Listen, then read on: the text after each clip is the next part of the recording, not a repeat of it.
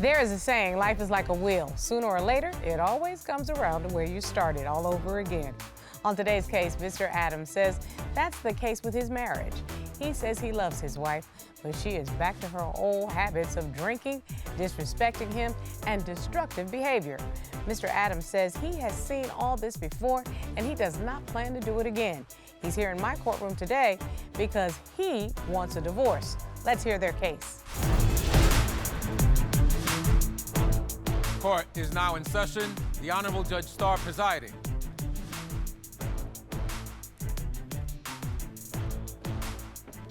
Your Honor, this is the case of Adams versus Adams. Thank you very much. Mr. Adams, Mrs. Adams. Mr. Adams, although you have only been married for 8 months, you say you are ready to end the marriage. You say you were blinded by love, but your eyes are now open. Yes, Your Honor. And Mrs. Adams, you say you are not ready to be served with divorce papers. You are here to save your marriage. Yes, Your Honor. Okay, so the two of you are newlyweds in the complete sense of the word. You've only been married for 8 months, although you've been together for 3 years. Why are we in court today?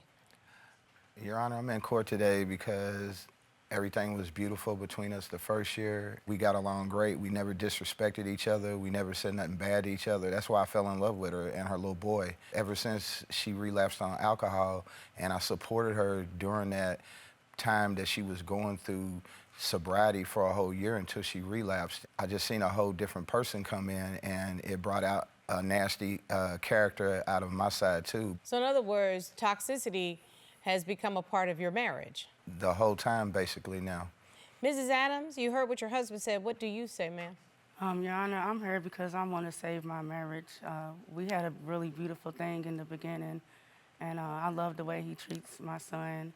He's been my bestest friend, and so I believe through marriage counseling, I'm willing to do whatever it takes to save my marriage.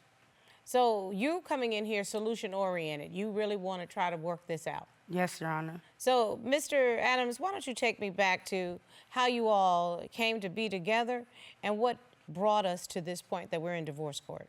I met her in Louisville, Kentucky at this tire place, and we were both going in there to get our cars worked on, and she told me she was single, and I just asked her for her phone number. I didn't even know what she looked like because it was during COVID, and we started sharing stuff about each other's past of things that we've been through in life that's hurt us. And did you find that you had some things in common? yeah, she told me she'd been through a lot of hurt with people in her life and her family. And I just lost my wife like 8 years ago due to an addiction of pain pill opiates. And she ended up getting a pain pill from somebody that had fentanyl in it and died in front of my little boy. Wow. Oh, Lord.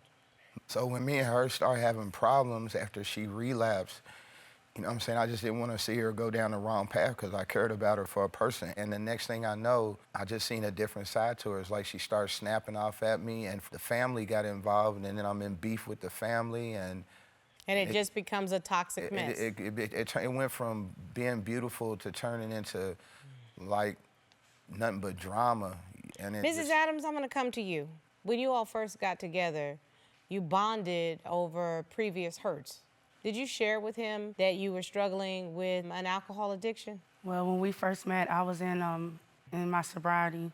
Were you doing rehab at that time? Yes. And what was the cause of the relapse? When my uncle died.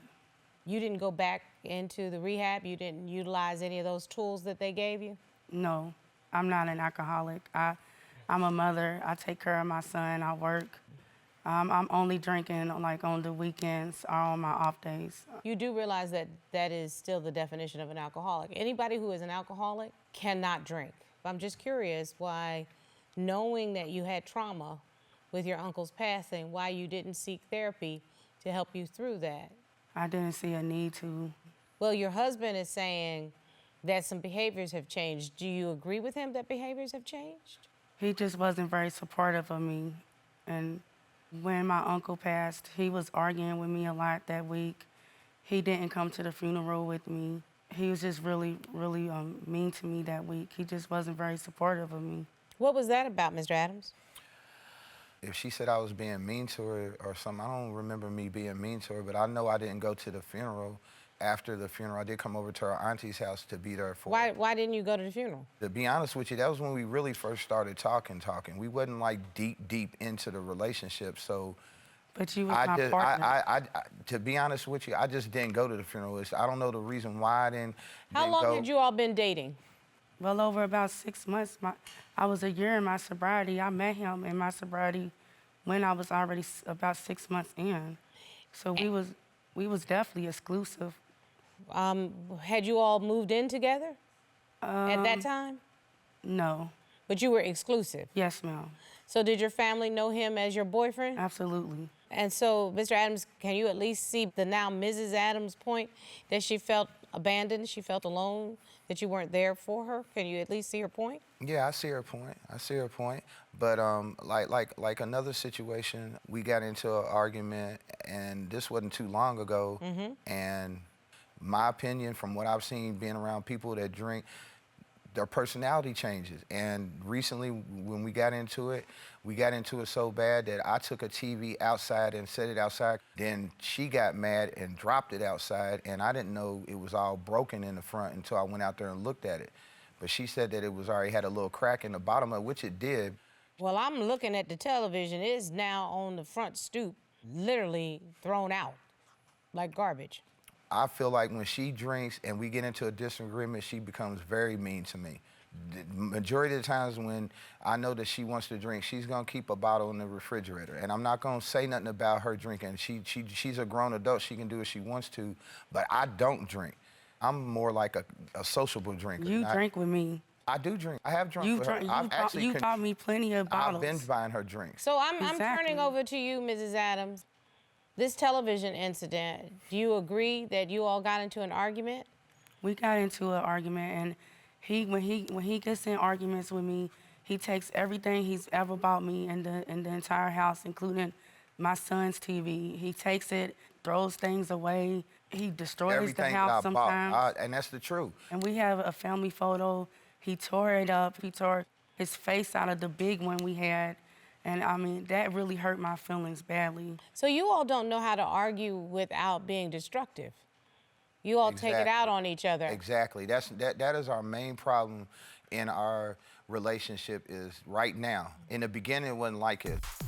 I told her I wasn't gonna marry. We got into an argument. That same night, I get a text. She tells me, I'm so sorry. Then she sat me down and told me she cheated on me that night and went into full detail about it, how it started off in the car and then how she brought him into the crib. So right then, and I still came back and married her.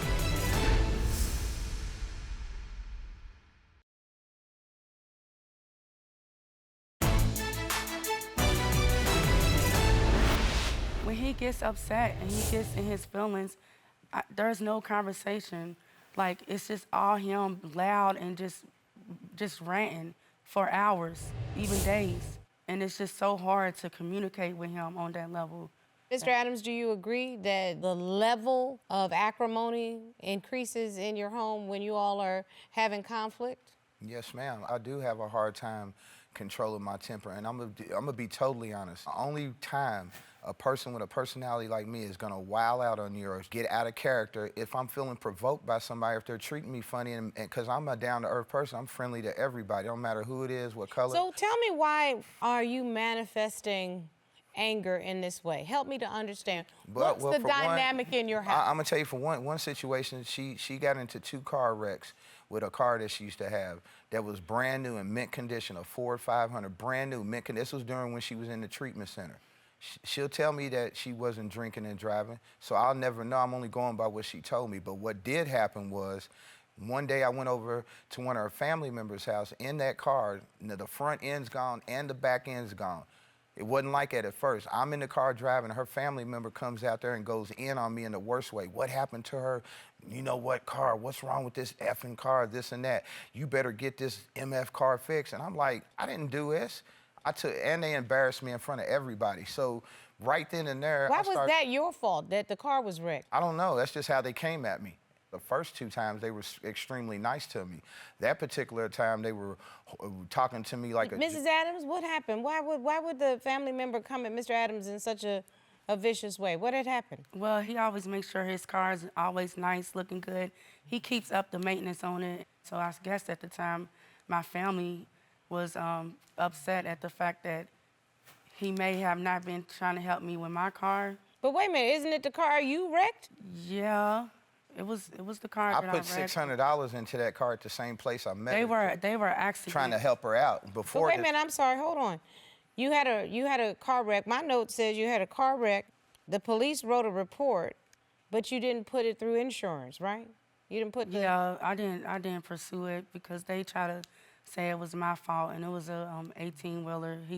He just kind of like hit the back of me. So again, I go back to why would your family put the onus on your husband that he had responsibility to take care of your car that you had an accident in? Honestly, I can't answer that question for you. And I never didn't- had no problem helping her with her car. And to be honest, that day, my personal opinion, I don't know how to determine if somebody's at the level what they would be called drunk or whatever. If I she'd wasn't got, drinking but if when you'd I have was got driving. pulled Were over, were you drinking and driving? No, I had my son in the car both times. but of there's been plenty of accidents, times and I've been in the car with her that she does drink and drive, and she just recently told me, before God, she just told me, my family knows I drink and drive. I never said that. You told me that recently. never you said said that. Okay. Well, anyways, 100% I've been in the car with her when she's been drinking and driving.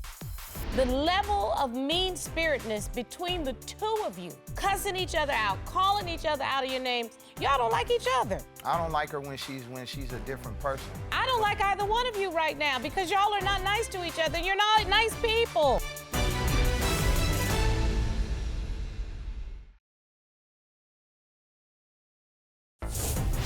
If you'd like your case to be heard on divorce court, call us toll-free at 1-877-311-2222 or log on to our website at divorcecourt.com. Missed a show? Watch full episodes on our streaming platforms and follow us on social media for exclusive content. Mrs. Adams, your husband says he has witnessed you in the car drinking and driving at the same time. That's what he says. Is he lying to me? He's not lying, but he drinks with me. He No, in the car ma'am. drinking with That's me. called deflection. We're talking about you, and we're talking about the fact that you were in 2 different car wrecks within a short amount of time. But I wasn't drinking in those wrecks. I wasn't drinking. I Okay. wouldn't lie. All right, but you should never be drinking and driving because you could kill yourself or kill somebody, kill your child. And that's the only, and some of I the don't drink arguments when that my we son had, isn't with me. Your Honor. He's painting me out to be something No, that I'm not. That's where you're I'm not wrong. drinking I'm and not painting her driving out with to my be son in the nothing. car. If you're drinking and driving at any time, somebody's No. son is in a car somewhere. I understand. So I'm pretty sure you feel in the same way if somebody hurt your child. Of course. You know, Mothers Against Drunk Drivers, they have really changed the course of the United States in making consciousness about people who drive under the influence. And you know, when you first started off, you said you don't have an alcohol problem. I've now heard a couple of things about alcohol. Seems to say to me, you could use some additional help. Why are you resisting getting that additional help? I'm not resisting. I've asked him to support me on other levels that he hasn't did. I've mentioned that I can go to AAs. I've mentioned those things. I've mentioned prayer. I mentioned church. I mean, anything that I've ever brought up, we've never followed through with it. That was when we were dating. We weren't even married then. But then recently, we went to a preacher that's her own family's preacher, and he said, you all in here all ready for a consolation? How long you all been married? What has happened in 8 months Well, to take for one, what I was feel like there was a lot of red flags that came in there that Okay. I didn't see. One of them not too long ago, her brother told her to come pick me up and take me out and show Benji a good time. I get in the car with her. I went from supposed to be in the car with her to riding around with her while she was drinking. She got mad at me. Next thing I know, I told her I wasn't gonna marry. We got into an argument. I came back to her crib that night to pick up my stuff. That same night, I get a text in my phone that says, I am so sorry. I thought she was apologizing to me about the argument. That argument escalated into me leaving. I get a text. She tells me, I'm so sorry. Then she says, come to my job on my lunch break. I go to her lunch. She sat me down and told me she cheated on me that night. and went into full detail about it, how it started off in the car and then how she brought him into the crib. So right then, and I still came back and married her.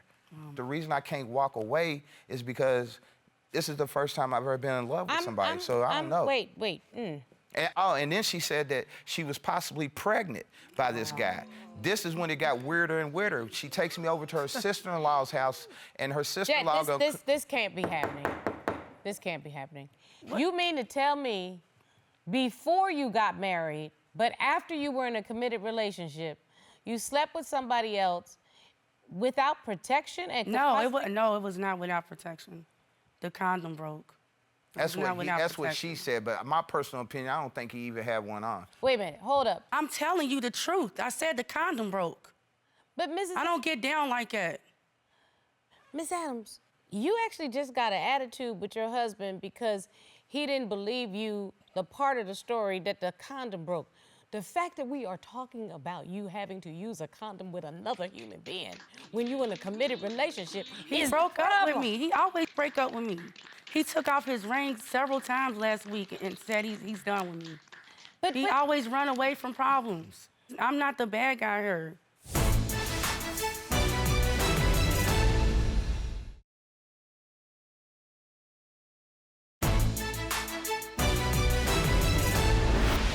Y'all are not compatible. There's nothing about this that says love. The level of mean-spiritedness between the two of you, cussing each other out, calling each other out of your names. Your son is seeing this is the way he's supposed to treat women, and this is the way women are going to treat him. And God forbid, because this little boy deserves better from the two of you. And then standing over there with a stink face mad at the world. You saying your husband doesn't listen to you, he's not responsive to you. Yeah. You know, he's standing over here saying that he doesn't like your behavior. Y'all don't like each other. You may love her, but you don't like her. I don't like her when she's a different person. I don't like either one of you right now because y'all are not nice to each other. You're not nice people. I came because I wanted to save my marriage, but I'm still feeling like... But you're standing there with divorce papers. So did you really want to save your marriage, or did you come in here just to complain about her? No, I just want to know. I came in here to save my marriage. Because honestly, I would be the person that would say, I'm happy to help you with marriage counseling, but there's no reason for you to do marriage counseling because y'all don't care enough about each other. You just want to be right. You want to stand in that space. That's where you're wrong. I don't want to be right, Your Honor. He plays the blaming game. I wanted to work this out. I actually did some research.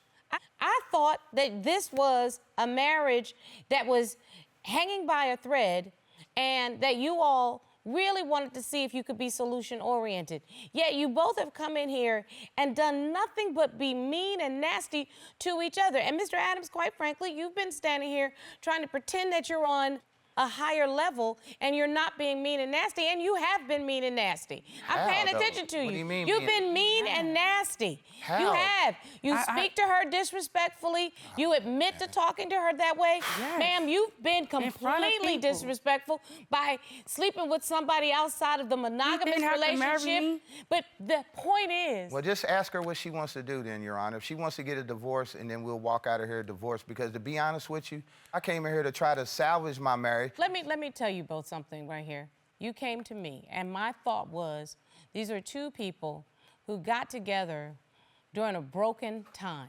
They both were needy, and they somehow found common ground. And right after you found that common ground, you pulled the rug out from both of you. I have no earthly idea why you're still married. I have no earthly idea why you even came here. You don't seem like the kind of people that are looking to be in the spotlight. You just wanted to be mean to each other. And if you don't stop doing that, you're going to damage that little boy. I take this very seriously. I think you've treated this whole process with disrespect. There's no love here.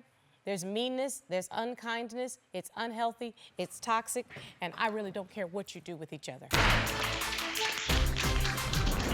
They should run to get a divorce because they are the nastiest two people. The only thing that makes me sad is that somebody else might end up with either one of them. What makes me sad is they wasted our time. 100%. Case closed, moving on, Yep. dismissed. Yep.